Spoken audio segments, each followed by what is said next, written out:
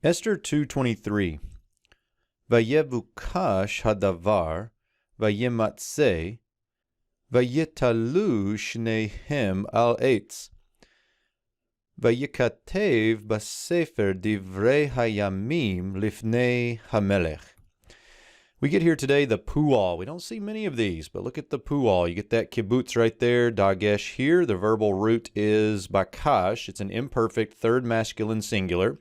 We get the matter, or the thing here again, as the subject. So the matter was sought out. Now, to seek out a matter would be something like to investigate it. And so this conspiracy was investigated.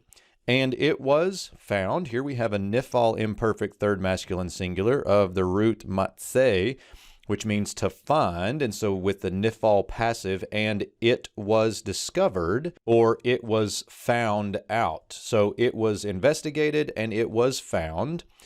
And so, I think this is a vav of logical succession because it's going to tell us what happens to the two of them, Bigtan and Teresh, these two guys who were conspiring. And they were hanged. We have here another nifal. This is a nifal of the root tala, which means to hang. Remember, third hay verbs drop the hay and then attach vocalic suffirmatives directly to the second root letter. So we have an imperfect third masculine singular here. The subject is the two of them. They were hanged upon a tree. Interesting. Now, this is an interesting word that we're going to see in Esther again. A couple things to point out here is that hanging has to do more with public exposure in the ancient world, not execution. So kind of the typical understanding of gallows, a thing made out of wood, doesn't necessarily fit here, though that's possible. Secondly, the Septuagint takes this as very literal, hanged upon wood. And some scholars understand that to be a reference to something like impalement or crucifixion.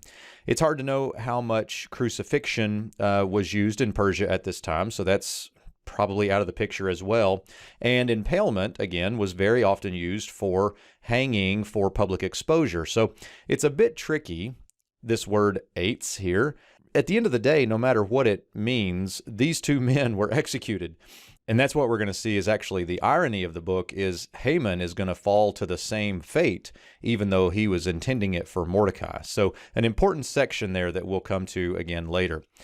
And then we get, and it was written. We have here another nifal, this time the root katav. You can see all the pieces there. Nifal imperfect third masculine singular. It was written in the book, the matters of the days. This is a way of idiomatically saying chronicles. In the book of the chronicles before the king.